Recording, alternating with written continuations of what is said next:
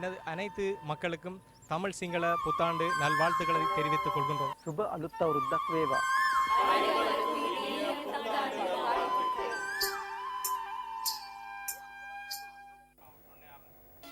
அனைவருக்கும் இனிதான வணக்கம். மக்களின் தகவல் அறியும் உரிமையை உறுதிப்படுத்தும் வகையில் 4 திசைகளில் இருந்தும் செய்திகளை உங்களுக்கு கொண்டு வரும் நியூஸ் ஃபர்ஸ்ட் குடும்ப அங்கத்தவர்களின் அந்த வாழ்த்துச் செய்தியுடன் இன்றைய 8 மணி பிரதான செய்தியை உற்சாகமாக ஆரம்பிக்கின்றோம்.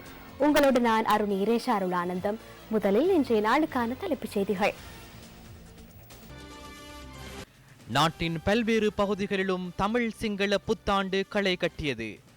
ஜனாதிபதி கொழும்பிலும் பிரதமர் நுவரெலியாவிலும் புத்தாண்டை கொண்டாடினர். தமது பிள்ளைகள் சிறப்பாக வாழ்வதற்காக அர்ச்சனை செய்து புத்தாண்டை கொண்டாடும் கைதடி முதியோர் இல்ல பெற்றோர். வறட்சி காரணமாக மக்கள் தொடர்ந்தும் அசௌகரியத்தில் 2,50,000 பேர் பாதிப்பு. கோத்தா போட்டியிட்டால் தமிழ் மக்கள் ஐக்கிய தேசிய கட்சிக்கு வாக்களிக்கும் என எதிர்பார்க்க வேண்டாம், சுரேஷ் பிரேமச்சந்திரன் கருத்து. 2019 உலகக்கிண்ண போட்டியில் இலங்கை அணியின் தலைவர் திமுத் கருணாரத்னவா. விகாரி புது வருடம் இன்று பிற்பகல் உதயமாகியது. வாக்கிய பஞ்சாங்கத்தின் பிரகாரம் பகல் 1 மணி 12 நிமிடத்துக்கும் திருக்கடித பஞ்சாங்கத்தின் படி 2 மணி 9 நிமிடத்துக்கும் புதிய விகாரி வருடம் உதயமாகியது. இன்றிரவு 10 மணி 31 நிமிடம் தொடக்கம் 11:15 வரை கை விசேஷத்துக்கு சிறந்த நேரமாக கணிக்கப்பட்டுள்ளது. விகாரி வருடப்பிறப்பினை வரவேற்று ஆலயங்களில் விசேட பூஜைகள் இன்று இடம்பெற்றன. பிறந்துள்ள தமிழ் சிங்கள புத்தாண்டை மக்கள் இன்முகத்தோடு கொண்டாடி மகிழ்கின்றனர். தற்போது நான் வரலாற்று பிரசித்தி பெற்ற பொன்னம்பலவானேஸ்வரம் திருக்கோயிலிலே இருக்கின்றேன். இன்று காலையிலிருந்து மக்கள் இன்முகத்தோடு இறை வழிபாட்டில் ஈடுபட்டு தமிழ் சிங்கள புத்தாண்டை கொண்டாடி வருகின்றனர். மறந்திருக்கக்கூடிய விகாரி வருடத்தினை மலையக சொந்தங்களும் வெகு விமர்சையாக வரவேற்று தற்போது கொண்டாடி கொண்டிருக்கின்றனர்.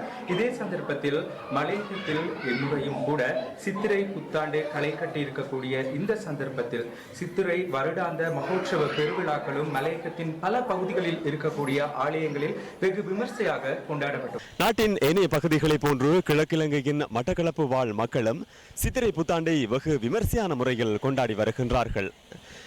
சித்திரை மாதம் 1ஆம் திகதியிலேயே பிரம்மன் இந்த உலகத்தை படைத்ததாக பிரம்மபுராணம் கூறுகின்றது. ஆகவே இன்றைய தினத்தில் நீங்கள் எடுக்கின்ற புதிய முயற்சிகள் புண்ணிய கர்மங்கள் அனைத்தும் ஈடேற வேண்டும் என வாழ்த்தி விடைபெறுகின்றோம். மாத்தளைவாழ் இந்து பெருமக்கள் இன்று ஸ்ரீ விகாரி வருட பிறப்பை மிகவும் கோலாகலமாக கொண்டாடி வருகின்றனர். புத்தாடை அணிந்து காலை முதல் கோவில்களுக்கு சென்று இறை வழிபாடுகளில் ஈடுபட்டு வருவதுடன் உற்றார் உறவினர் மற்றும் நண்பர்களுடன் இணைந்து இச்சித்திரை புத்தாண்டை மிகவும் கோலாகலமாக கொண்டாடி வருகின்றனர். விகாரி வருடம் சித்திரை தமிழ் சிங்கள புத்தாண்டு இன்று பிறந்திருக்கின்றது. இந்த சித்திரை புத்தாண்டை கொண்டாடும் முகமாக வடக்கில் நல்லூரில் சிறப்பு பூசை வழிபாடுகள் இடம்பெற்று வருகின்றன.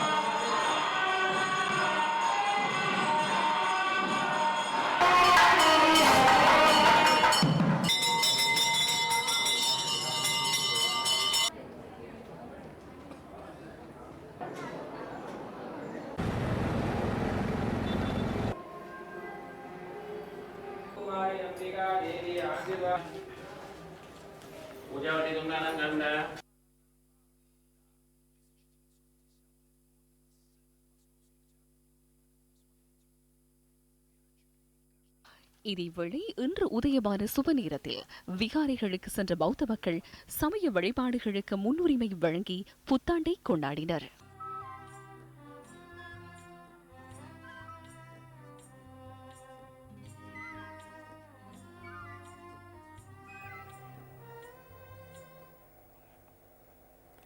நாட்டின் பல்வேறு பகுதிகளில் உள்ள மக்கள் தமிழ் சிங்கள புத்தாண்டை இன்று மகிழ்ச்சியுடன் கொண்டாடுகின்றனர்.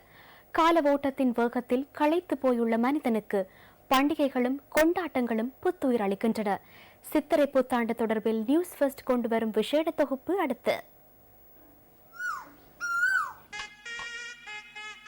பண்பாட்டினதும் வரலாற்றினதும் உன்னதங்களை பண்டிகைகள் புதிய தலைமுறையினரிடையே கொண்டு செல்கின்றன. இந்துக்களின் பண்பாட்டில் முக்கிய கொண்டாட்டங்களில் ஒன்றான புத்தாண்டு இலங்கையில் மாத்திரமன்றி தமிழர்கள் பரந்து வாழும் உலக நாடுகள் பலவற்றிலும் கொண்டாடப்படுகின்றது. ராசி மண்டல வலயத்தில் உள்ள மேஷ ராசியில் சூரியன் உதயமாகும் தினமே இந்துக்களின் புத்தாண்டாக கொண்டாடப்படுகின்றது.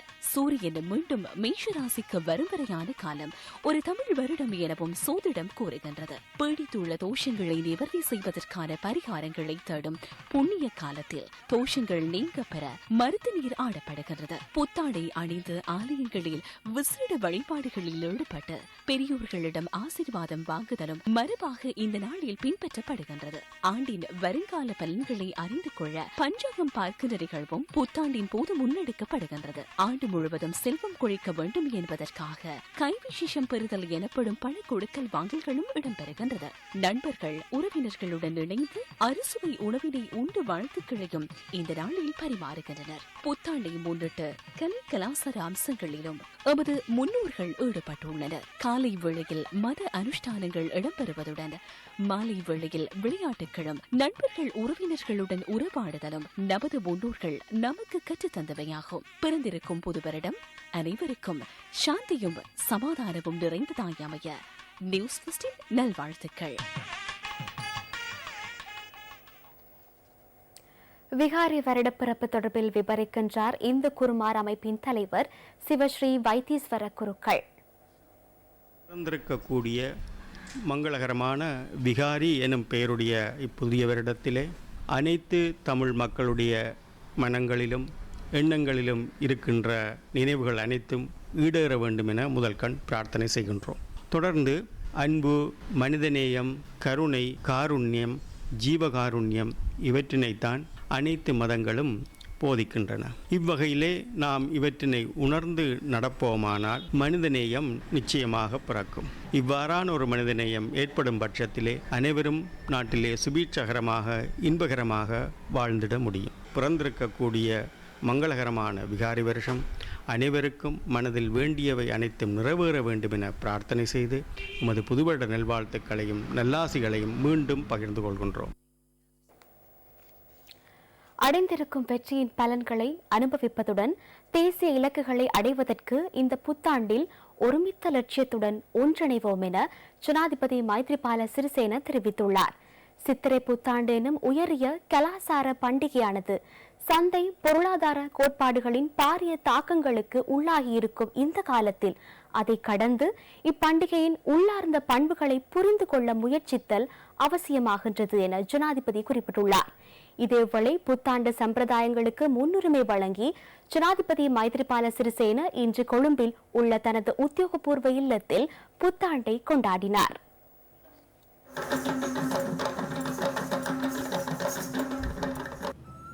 இன்று பிற்பகல் 2:42க்கு உதயமான சுப நேரத்தில் பால் பொங்க வைத்து ஜனாதிபதி மைத்திரிபால சிறிசேன புத்தாண்டை வரவேற்றார்.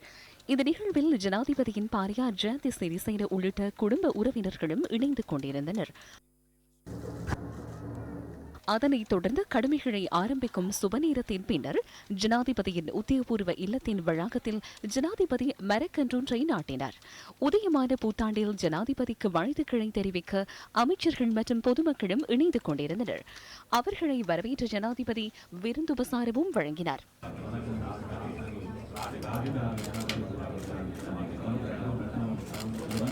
இம்முறை தமிழ் சிங்கள புத்தாண்டில் புதிதாக மரக்கன்றுகளை நடும் சுபநேரமும் சேர்க்கப்பட்டுள்ளது. நாளை முற்பகல் 11:17க்கு அந்த சுபநேரம் உதயமாகுவதாக ஜனாதிபதி ஊடக பிரிவு தெரிவித்துள்ளது. මනුෂ්‍යයාට වගේම සියලු සත්වයාට ගසකොළ ඇලදොළු ස්වාභාවික සම්පත් සඳහා අපේ රට වාසනාවන්ත රටක් කරන්න පැලයක් සිටවන ලෙස ඔබ සෑම කෙනෙකුගේම ඉතාම කාරුණිකව මා ඉල්ලා සිටිනවා. இதேவேளை பிரதமர் ரணில் விக்ரமசிங்க நுவர்லியா மாகஸ்தோட்ட ஸ்ரீ சேனானந்தராம விகாரையில் புத்தாண்டு வழிபாடுகளில் ஈடுபட்டார்.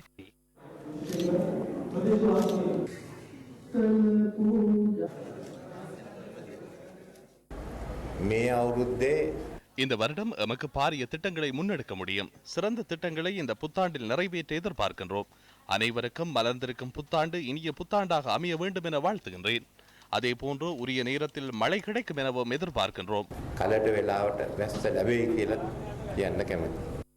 இதேவேளை செல்வச் செழிப்புக்கான பால் பொங்கும் போதும் புத்தாண்டு கொண்டாட்டங்களில் நாம் ஒற்றுமையாக பங்கேற்கும் போதும் உறவு பாலங்களை பலப்படுத்துவோம் என எதிர்க்கட்சித் தலைவர் மஹிந்த ராஜபக்ச விடுத்துள்ள புத்தாண்டு வாழ்த்துச் செய்தியில் குறிப்பிட்டுள்ளார்.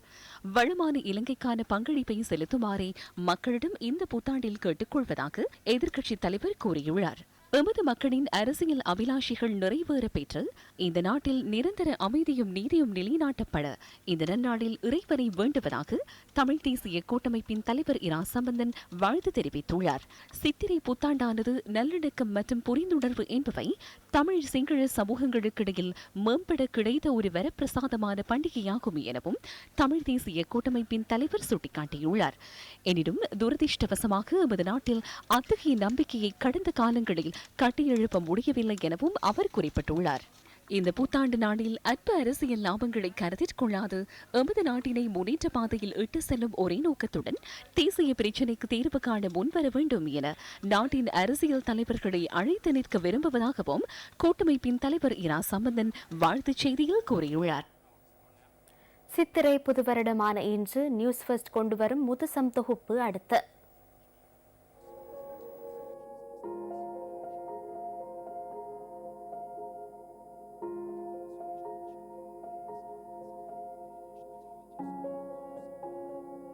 யாழ்ப்பாணம் கைத்தடி முதியோர் இல்லம். ஏக்கம், பரிதவிப்பு, முதுமையின் உறைவிடம். எமது சமூகத்திற்கு அண்மை காலத்தில் மேற்கத்திய நாடுகளில் இருந்து கிடைத்த புதிய அனுபவம் முதியோர் இல்லங்கள். அன்பு, பாச பிணைப்பு என்பது உணர்வுகளுடன் சம்பந்தப்பட்டதை தவிர அறிவோடு சம்பந்தப்பட்டதல்ல. ஐந்தறிவு கொண்ட விலங்கினங்களுக்கும் பறவை இனங்களுக்கும் பாச பிணைப்பினை யாரும் சொல்லிக் கொடுக்கவில்லை. பாச பிணைப்புகள் மருவி மனிதம் மெல்ல மெல்ல இன்று மரணித்துக் கொண்டிருக்கின்றது. பிள்ளைகளுடன் இம்மி அளவும் இடைவெளி தவிர்த்து தலைமுடி கோதியும் மடி உறக்கம் தந்த தாய்மை இன்று நரைமுடியானதால் ஏற்பட்ட நிலைமை இது. எப்போதாவது பெற்று வளர்த்த பிள்ளைகள் தங்களை தேடி வரமாட்டார்களா என்ற பரிதவிப்பு ஏக்கத்துடன் இவர்கள் வழிமேல் விளைவைத்து காத்திருக்கின்றார்கள். பேரன் பேத்தையின் பிஞ்சு விரல் தீண்டலுக்கும் மழலை மொழியின் இனிமைக்கும் ஏங்கித் தவிக்கும் இந்த முதியவர்களுக்கு ஆறுதல் அளிப்பது இந்த முதியோர் இல்லத்தில் புதிதாக அறிமுகமாகிய நண்பர்களே. ஈன்ற பொழுதில் பெரிது வந்த பெற்றோரை எங்கள் சமூகம் நன்றி பாராட்ட மறந்து கொண்டிருக்கின்றதா என்ற கேள்வி எழத்தான் செய்கின்றது. தாங்களே செய்த கைவினை பொருட்களினால் முதியோர் இல்லத்தினை சொந்த வீடு போல் அழகுபடுத்தி பராமரித்து வருகின்றனர். கைத்தடி முதியோர் இல்லத்தில் உள்ள விநாயகர் ஆலயத்தில் நடைபெற்ற சித்திரை புதுவருட கொண்டாட்டம் எமக்கு பல பாடங்களை உணர்த்துகின்றன. பெற்ற மனம் பித்து, பிள்ளை மனம் கல்வி என்பது போல் தன் பிள்ளைகள் சிறப்பாக இருக்க வேண்டும் என அர்ச்சனை செய்து பிள்ளைகளுக்காக அருள் வேண்டும் இந்த அன்னையின் அன்பு அளப்பரியது. கடந்த 10ஆம் தேதி முதியோர் இல்லத்தில் நடைபெற்ற சித்திரை புதுவருட கொண்டாட்டத்தில் பாடல், ஆடல் என தமது திறமைகளை வெளிப்படுத்தினர் இந்த முதியவர்கள்.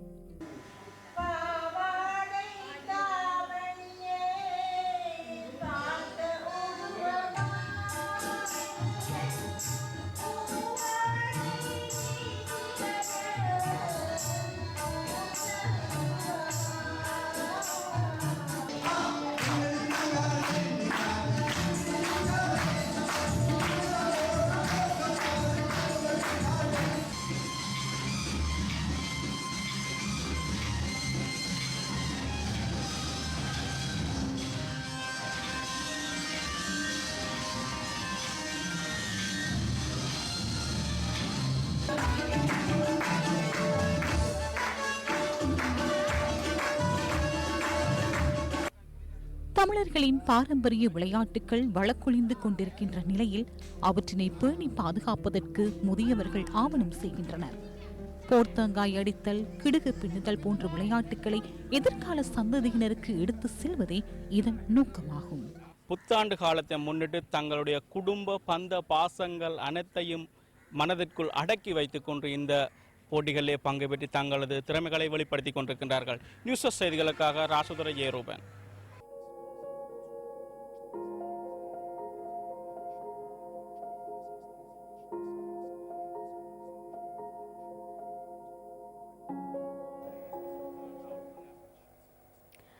கொழும்பு செட்டியார் திரு ஸ்ரீ முத்து விநாயகர் சுவாமி கோயிலின் வருடாந்த மகோத்சவத்தின் தேர் திருவிழா இன்று வெகு விமரிசையாக நடைபெற்றது. ஸ்ரீ முத்து விநாயகர் சுவாமி ஆலயத்தின் வருடாந்த மகோத்சவ பெருவிழா கடந்த 6ஆம் தேதி கொடியேற்றத்துடன் ஆரம்பமானது. ரதோற்சவ நாளான இன்று விநாயகப் பெருமானுக்கு விசேட அபிஷேக அலங்கார பூஜைகள் நடைபெற்றன. வசந்த மண்டப பூஜைகள் இடம்பெற்றதை அடுத்து சுவாமி ரதத்தில் எழுந்தருளி பக்தர்களுக்கு அருள் பாலித்தார்.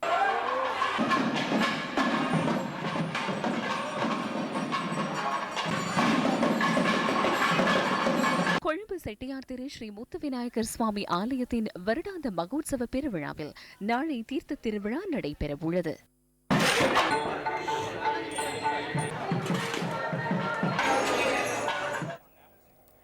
நுவரெலியா டாய்கம கிழக்கு 3ஆம் பிரிவு ஸ்ரீ முத்துமாரியம்மன் ஆலய தேர் திருவிழா இன்று இடம்பெற்றது.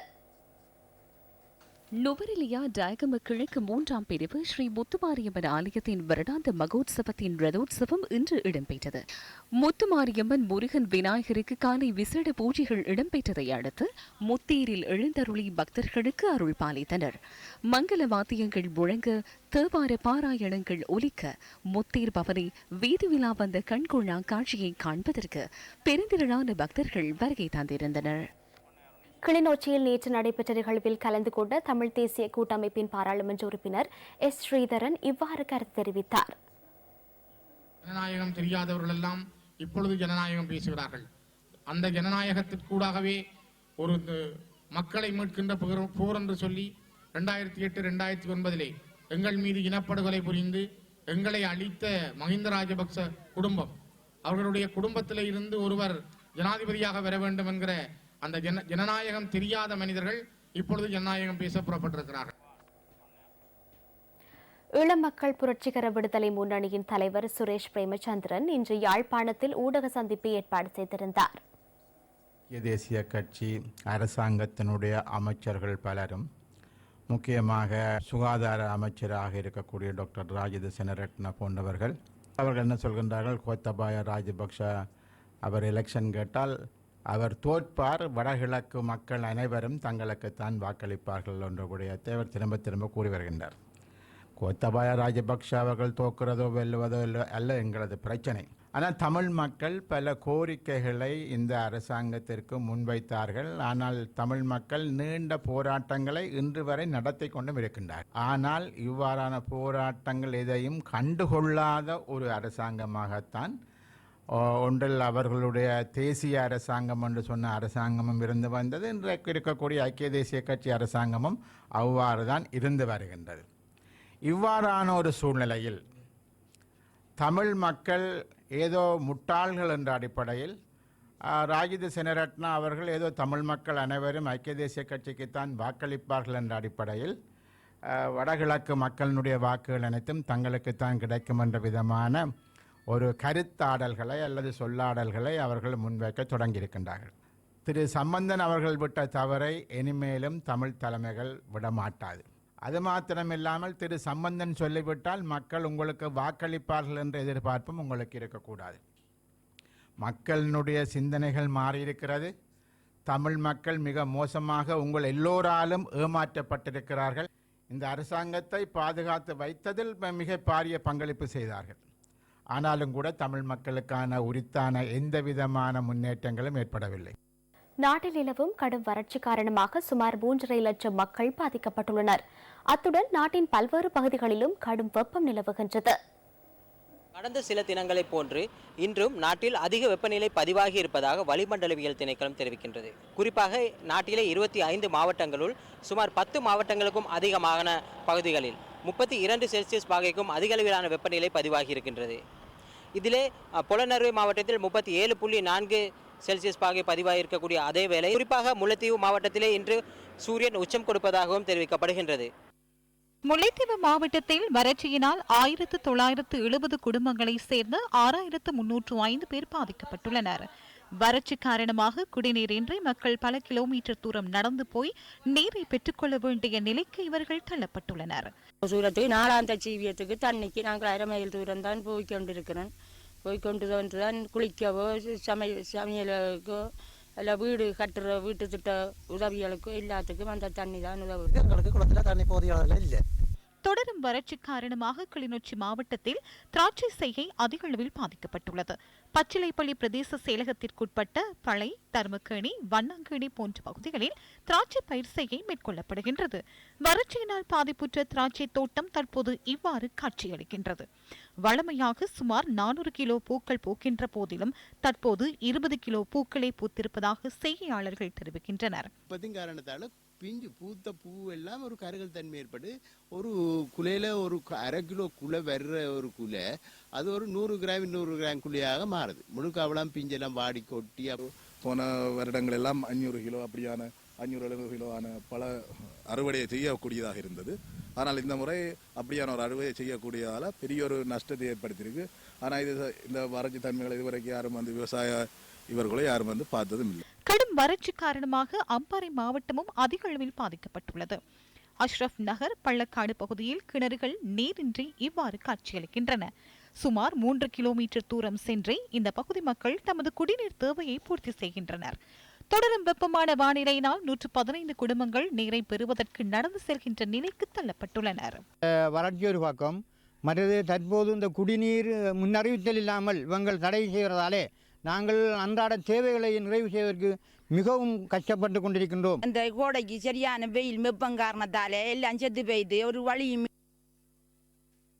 இவ்வாறு நாட்டின் பல பகுதிகளுக்கு வறட்சியின் கோரப்பிடி தொடர்ந்தும் நீடிக்கப்பட்டு கொண்டிருக்கக்கூடிய நிலையில் வளிமண்டலவியல் திணைக்களம் எதிர்வு கூறியிருக்கின்றது. நாட்டின் சில பகுதிகளுக்கு மழையுடனான வானிலை ஏற்படக்கூடும் அல்லது வானிலையில் மாற்றம் ஏற்படக்கூடும் என்று எதிர்வு கூறியிருக்கின்றது. இந்த நிலையிலே மேல் மாகாணம், சப்ரகமுவா, ஊவா, மத்திய மற்றும் வடமாகாணத்திலே சில மாவட்டங்களுக்கு இன்று மாலை மழையுடனான வானிலை ஏற்படக்கூடும் என்று வானிலை அவதான நிலையம் எதிர்வு கூறியிருக்கின்றது. இதற்கு மேலதிகமாக காலி, மாத்தறை ஆகிய பகுதிகளிலே 50 மில்லிமீட்டரிலும் அதிக மழை வீழ்ச்சி பதிவாகக்கூடும் என்றும் வளிமண்டலவியல் திணைக்களம் எதிர்வு கூறியிருக்கின்றது. இந்த நிலையில் நாட்டின் சில பகுதிகளில் மழையுடனான வானிலையுடனான காலநிலை நீடிக்கின்ற பொழுது இடியுடன் கூடிய மழை பெய்யக்கூடிய சாத்தியக்கூறுகளும் இருப்பதால் மக்கள் அவதானத்தோடு செயற்படுமாறு வளிமண்டலவியல் திணைக்களம் பொதுமக்களை கேட்டுக்கொள்கின்றது.